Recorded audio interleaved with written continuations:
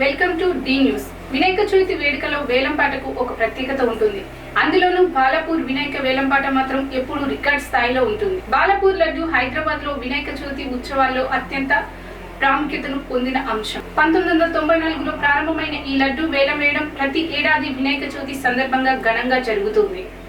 బాలాపూర్ గ్రామంలో ఉన్న గణేష్ విగ్రహం వద్ద అర్చనలు ముగిశాక పూజారులు పూజించిన లడ్డూను వేలం ద్వారా వేల మంది భక్తులకు విక్రయిస్తారు. ప్రారంభంలో కేవలం కొన్ని వేల రూపాయలకే అమ్ముడైన ఈ లడ్డు ఇప్పుడు కోట్ల రూపాయలకు చేరుకుంది. భక్తుల విశ్వాసం ప్రకారం ఈ లడ్డూను పొందిన వారు సిరి సంపదలు శ్రేయస్సును పొందుతారని నమ్ముతారు. ప్రత్యేకంగా రైతులు ఈ లడ్డూను కొనుగోలు చేసి తమ పొలాల్లో చల్లడం వలన పంటలు పుష్కలంగా పండుతాయని విశ్వసిస్తారు.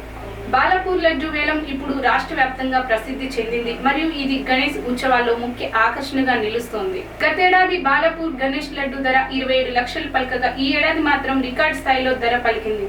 అయితే ఈసారి 1016 రూపాయలతో వేలంపాట మొదలైంది. అలా పోటాపోటీగా సాగిన వేలంపాటలో 30 లక్షల 1,000 రూపాయలకు వేలంపాట ముగిసింది. అలా గతేడాది కంటే 3 లక్షల 1,000 రూపాయలు అధికంగా ధర పలికింది. ఈసారి 30 లక్షల 1,000 రూపాయలకు లడ్డూను కొలన్ శంకర్ రెడ్డి దక్కించుకున్నారు.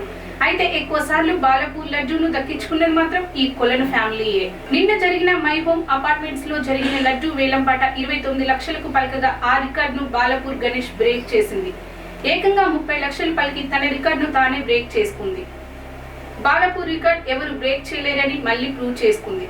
ఈ న్యూస్ మీద మీ అభిప్రాయాన్ని కామెంట్ రూపంలో మాకు తెలియచేయండి. ఇలాంటి ఇంట్రెస్టింగ్ న్యూస్ కోసం ఇప్పుడే ఈ ఛానల్ ని సబ్స్క్రైబ్ చేసుకోండి. Thank you.